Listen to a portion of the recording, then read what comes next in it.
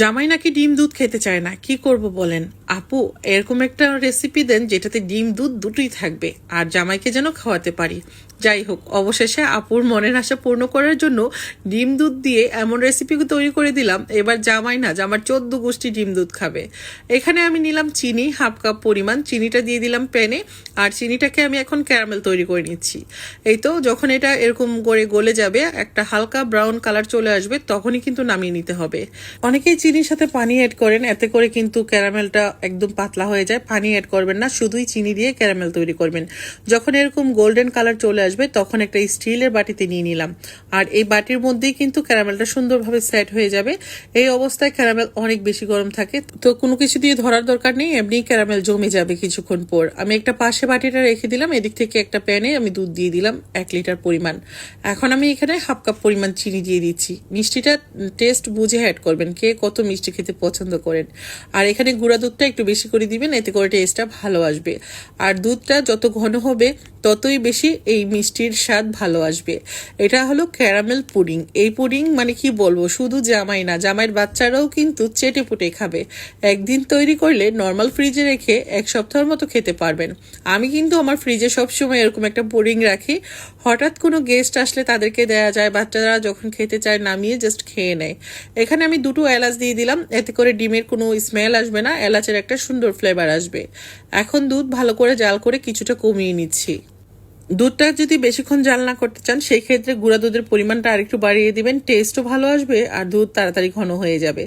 এখান থেকে আমি দুধ প্রায় 250 গ্রামের মতো কমিয়ে ফেলেছি। এখন এলাচগুলো তুলে আমি ফেলে দিচ্ছি। দুধটাকে একটা পাশে রেখে দিব ঠান্ডা হওয়ার জন্য। কিছুক্ষণ পর পর দুধটা কিন্তু নাড়া দিয়ে দিতে হবে, যাতে করে উপরে কোনো সর না পড়ে। এই বিষয়টাও খেয়াল রাখতে হবে। চুলা অফ করে দিলাম।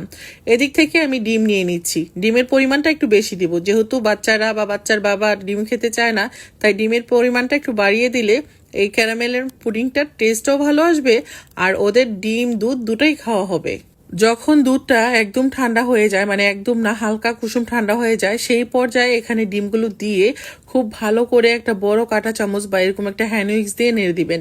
এতে করে দুধ ডিম একসাথে মিশে যাবে। দুধ কিন্তু এখনো পুরোপুরি ঠান্ডা না, হালকা কুসুম গরম অবস্থায়।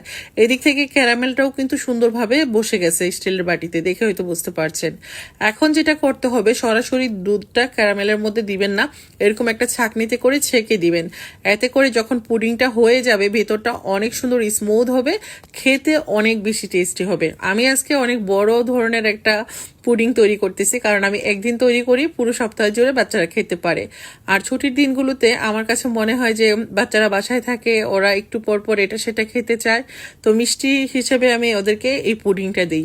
এতে করে ডিম দুধ দুটোই পেয়ে যায়। এখন একটা হাঁড়িতে এমনভাবে পানি দিতে হবে যাতে করে যে বাটিটা বসালাম সেই বাটির নিচের 1 ইঞ্চির মতো ডুবে থাকে পানির মধ্যে।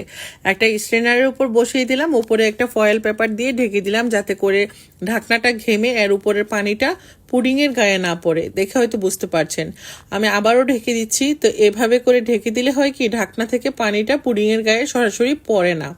এতে করে পুডিংটা অনেকটা টাইট থাকে, খেতেও ভালো লাগে, আর সংরক্ষণ যখন আমরা করব নর্মাল ফ্রিজে অনেকদিন ভালো থাকবে। এখন আমি একটা কাঠি দিয়ে চেক করে নিচ্ছি। আমি প্রায় এখানে 40 মিনিটের মতো এটা ভাবে বসিয়ে রেখেছিলাম। চুলার আঁচটা মিডিয়ামের চেয়ে একটু কম ছিল, একদম কমিয়ে দেইনি কিন্তু। তো এখন নামিয়ে নিয়েছি। এখন খুবই গরম, আর এটা ঠান্ডা হওয়ার পর এই তো দেখুন সুন্দরভাবে জমে গেছে। এখন কিন্তু আমি একটা কাঠি দিয়ে সাইড থেকে একটু ছাড়িয়ে নিচ্ছি। যদিও এটা এমনিই মোল্ড আউট হয়ে যাবে, তারপর কাঠি দিয়ে ছাড়িয়ে নিলে সুন্দরভাবে প্লেটের মধ্যে ঢেলে নিলে এটা মোল্ড আউট হয়ে যাবে সুন্দরভাবে। এখন পছন্দ মতো শেপ দিয়ে কেটে একটা বক্সে করে রেখে দিবেন পুরো সপ্তাহের জন্য। এটা কিন্তু সুন্দর ভালো থাকবে। আমি একটু বড় করে সাইজ করে কেটে নিলাম, মাত্র বানালাম তো, সবাইকে দিব। তো আমার কাছে তো এই পুডিং খেতে ভীষণ ভালো লাগে। আর যাদের বাচ্চারা বা জামাইরা পুডিং খেতে চায় না, এভাবে বানিয়ে দিবেন।